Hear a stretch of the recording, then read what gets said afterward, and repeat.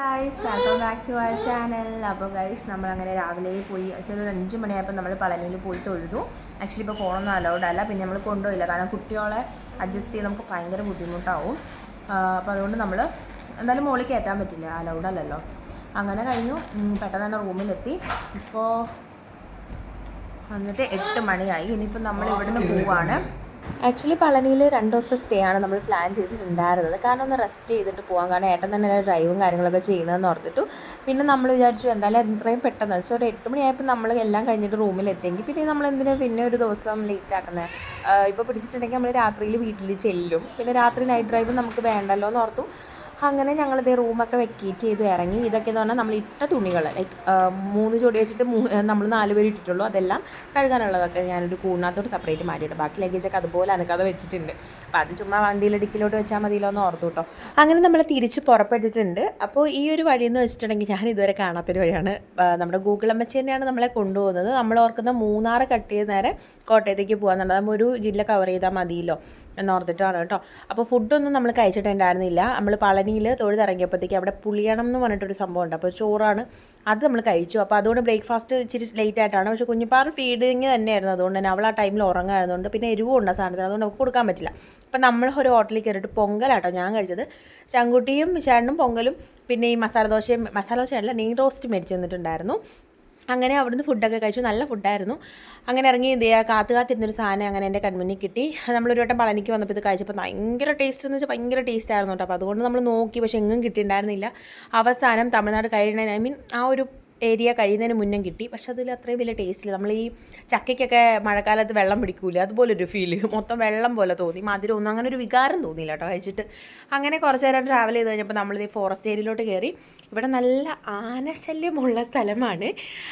അപ്പം നോക്കണം എന്നൊക്കെ പറഞ്ഞിട്ട് അവിടെ ഒരുപാട് ബോർഡും കാര്യങ്ങളും, ഭയങ്കര ചെക്കിങ് ആർമീസൊക്കെ ഒത്തിരി ഉണ്ടായിരുന്നു കേട്ടോ. പിന്നെ ഓരോരോ വണ്ടി വരുമ്പോഴത്തേക്ക് ചെറിയ തോതിലാണെങ്കിലും ഒരു ആശ്വാസം, കാരണം ആൾക്കാരുള്ള സ്ഥലമാണല്ലോ. പക്ഷേ എന്നാലും പേടിയുണ്ട്, കാരണം നമ്മൾ കുഞ്ഞുങ്ങളായിട്ടുള്ളതുകൊണ്ടാണ്. സോളോ ട്രിപ്പൊക്കെ പോകണം, നമുക്ക് വലിയ പ്രശ്നമില്ല, നമ്മളെ മാത്രം നമുക്ക് നോക്കിയാൽ മതിയല്ലോ. പേരനോട് ഞാൻ പറയുന്നുണ്ട് മാക്സിമം പതിയെ പോവുക. പിന്നെ മുന്നേ വണ്ടി ഉള്ളത് നല്ലതാണ്, കാരണം ഏട്ടൻ പെട്ടെന്ന് അവർ പയ്യെ നിരങ്ങിയ പോകണമെന്ന് പറഞ്ഞിട്ട് പെട്ടെന്ന് കയറി പോകും. അപ്പോൾ ഞാൻ അങ്ങനെ പോകണ്ട, പതിയെ പോയാൽ മതി, നമുക്ക് ധൃതിയൊന്നും ഇല്ലല്ലോ. ഈ ഒരു ജില്ല കവർ ചെയ്ത്, അതായത് ഇടുക്കി കവർ ചെയ്ത് പോയാൽ മതിയല്ലോ. അപ്പോൾ പയ്യെ പോകുമെന്ന് പറഞ്ഞു. അങ്ങനെ ഓരോരോ ചെക്ക് പോസ്റ്റായിട്ട് നമ്മളെ ഇങ്ങനെ ചെക്ക് ചെയ്ത്, ഭയങ്കര ചെക്കിംഗ് ആണ് കേട്ടോ. എനിക്കറിയില്ല, ചിലപ്പോൾ സാധനങ്ങളൊക്കെ ഈ ഒരു ഏരിയയിലൂടെ ആയിരിക്കും കൊണ്ടുപോവുക. അപ്പോൾ അതുകൊണ്ട് അവർ ഭയങ്കരമായിട്ട് ചെറിയ വണ്ടിയാണെങ്കിലും ചെക്ക് ചെയ്താണ് വിടത്തില്ല. ഇത് തമിഴ്നാടിൻ്റെ എന്തോ ഇതാണ് കേട്ടോ. ഇത് കഴിഞ്ഞ് കുറച്ചും കൂടെ മുന്നോട്ട് ചെന്നപ്പോൾ നമ്മുടെ കേരള ബോർഡർ ഉണ്ടായിരുന്നു, അവിടെയും ചെക്കിങ് ചെയ്തു നമ്മുടെ പേരും കാര്യങ്ങളും. വെച്ചാൽ ഫോറസ്റ്റിലോട്ട് കയറുമ്പോൾ നമ്മുടെ പേര്, നമ്മൾ എത്ര പേരുണ്ട് എന്നുള്ള സംഭവങ്ങളൊക്കെ അവർ എഴുതി മേടിക്കും.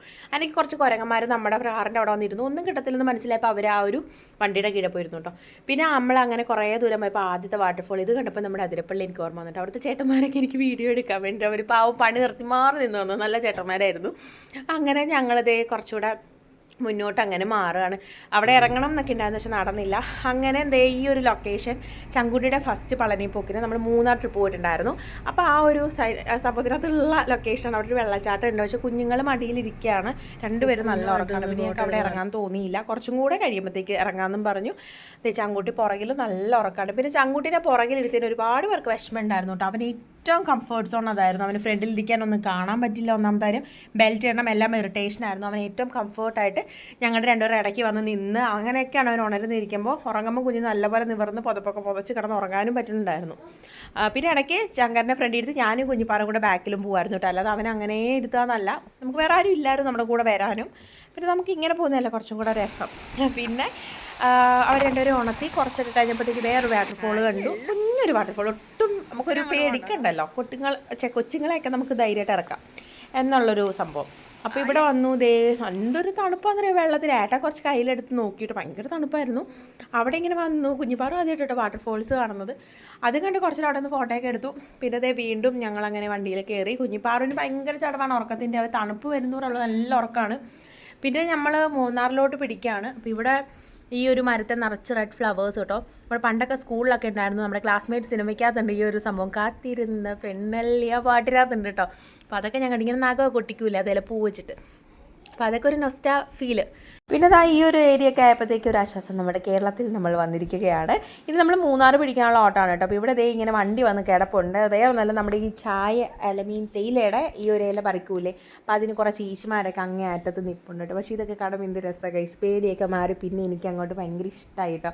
അപ്പോൾ ഇവരിങ്ങനെ ഇരിക്കുന്നത് ഒരുപാട് യൂട്യൂബേഴ്സിൻ്റെ വീഡിയോസിലൊക്കെ ഞാൻ കണ്ടിട്ടുണ്ട്, ഷോർട്സിൽ കണ്ടിട്ടുണ്ട്. പക്ഷേ എൻ്റെ വീഡിയോസിനകത്ത് എനിക്ക് ഇതുവരെ ഇൻക്ലൂഡ് ചെയ്യാൻ പറ്റില്ല, കാരണം ഇവരൊന്നും ഞാൻ കണ്ടിട്ടില്ല നേരിട്ട്.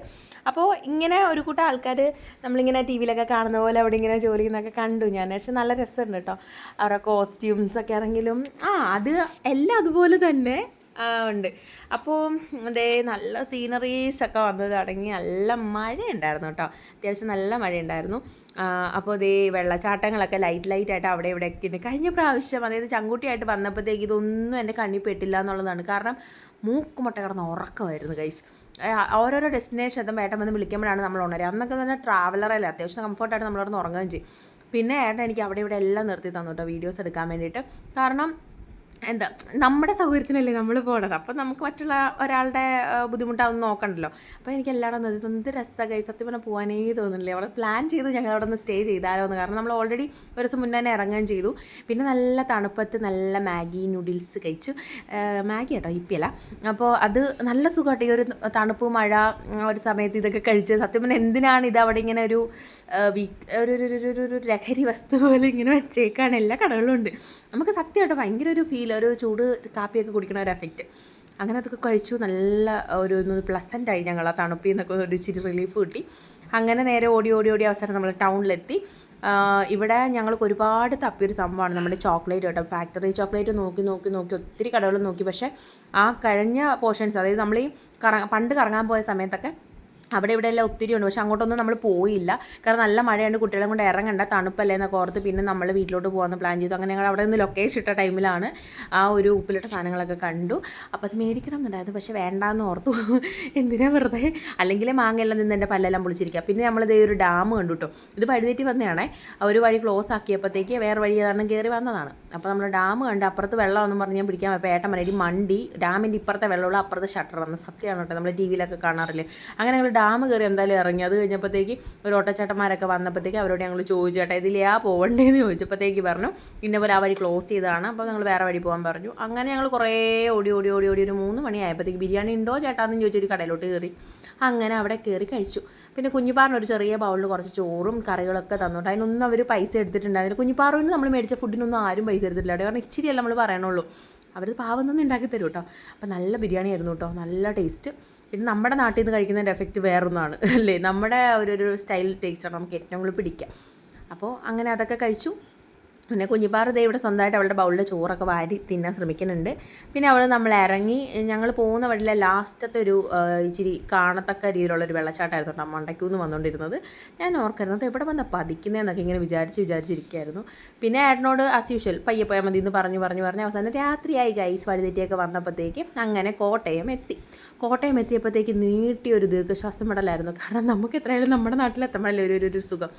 അങ്ങനെ ഇവിടെ വന്നപ്പോൾ ഇവിടെ ആണെങ്കിൽ ഭയങ്കര മഴയൊക്കെ കൊണ്ട് അങ്ങനെ ഞങ്ങൾ നേരെ വന്ന് നിന്നപ്പോഴത്തേക്ക് 1 മണിക്കൂർ നമ്മൾ ആ ലുലുമാള് തൊട്ട് പള്ളം ആ ഒരു ഏരിയ വരെ നല്ല ഒന്നാം തരം ബ്ലോക്ക് നിരങ്ങി 1 മണിക്കൂറാണ് ഞങ്ങളവിടെ കിടന്നത്. ഞങ്ങൾ ആലോചിക്കുകയാണ് ഈ KSRTC വണ്ടി അതും ഇതുമൊക്കെ വന്ന് കിടപ്പുണ്ട്. ഇവരൊക്കെ ഏത് കാലത്ത് പോകാനാണ്? പിന്നെയും പോകാൻ പറ്റുന്നത് ബൈക്കുകൾക്കും അതുപോലെ നമ്മുടെ ഈ കാറുകൾക്കാണ്. ഒരുപാട് ഇതിങ്ങനെ ലോഡിങ് വണ്ടിയാണെങ്കിലും വന്ന് കിടപ്പുണ്ട്. നമ്മൾ ആദ്യം വിചാരിച്ച ലുലുമാളിൻ്റെ ബ്ലോക്കാണെന്നാണ്. അതാണ് മിക്കപ്പോഴും ബ്ലോക്ക് അതിൻ്റെയാണ് ഉണ്ടാവാറ്. പക്ഷേ അത് കഴിഞ്ഞിട്ട് ബ്ലോക്ക് വന്നപ്പോഴത്തേക്ക് ഞങ്ങൾക്കൊരു ഡൗട്ടായി, എന്താ സംഭവം, ഇനി വല്ല മരം വീണോ? അതൊന്നുമല്ല ഗൈസ്, ഇവിടെ ഒരു വൻ ആക്സിഡൻറ്റ് നടന്നിട്ടുണ്ട്. ഒരു ലോറി അതിൻ്റെ ഇടയ്ക്ക് ഒരു ഇലക്ട്രിക് നമ്മുടെ ഓട്ടോറിക്ഷ ഉണ്ട്, അതിൻ്റെ ഇടയ്ക്ക് പിന്നെ മുന്നിൽ കിടക്കുന്ന കാർ. അതിനൊരു ചേച്ചി അവിടെ നിന്ന് ഫോണിൽ നോക്കിക്കൊണ്ടിരിക്കുകയാണ്. എന്താണെന്നൊന്നും അറിയില്ല. ചേച്ചി ഇറങ്ങുന്ന പോലെ. എനിക്കൊന്ന് പോലീസ് ഒന്ന് ക്ലിയർ ചെയ്യാൻ വേണ്ടിയിട്ടായിരിക്കാം. പോലീസുകാർ വരെ ബ്ലോക്കിൽ കിടക്കുക. അവർ പിന്നെ നടന്നോടിയൊക്കെ വരുന്നത് ഞങ്ങൾ പോകുന്ന വഴി കണ്ടു. അപ്പോൾ ഇങ്ങനെ പോയി പിന്നെ വീട്ടിലെത്തുമായിരുന്നു പാതിരാത്രി ആയപ്പോൾ. അപ്പോൾ ഇങ്ങനെയായിരുന്നു ഞങ്ങളുടെ തിരിച്ചുവരവും കാര്യങ്ങളും ഒക്കെ. നല്ലൊരു ഇടിയായിട്ട് ഇടിച്ചിട്ടുള്ളത് കാണുമ്പോൾ നമുക്ക് അറിയാം. ചളങ്ങി പറഞ്ഞ് കിടക്കുകയാണ് ആ ഒരു ഓട്ടോറിക്ഷ. എൻ്റെ പൊന്നോ ദൈവം, ഇവരൊക്കെ ഏത് കാലത്ത് ചെല്ലാനല്ലേ. അപ്പോൾ ഇത്ര ഉണ്ടാകുന്നുള്ള ഇന്നത്തെ വീഡിയോ. ഇനിയിപ്പോൾ ഞാൻ വീട്ടിൽ ചെന്ന് നല്ലൊരു ഉറക്കം പാസ്സാക്കണം. അപ്പോൾ എല്ലാവർക്കും ടാറ്റ ബൈ. അപ്പോൾ നമ്മുടെ വീഡിയോ ഇഷ്ടപ്പെട്ടെങ്കിൽ do like share and subscribe our channel. അപ്പോൾ അടുത്ത വീഡിയോയിലൂടെ വീണ്ടും കാണാം. അതുവരെയും ടാറ്റ ബൈ ഉമ്മ.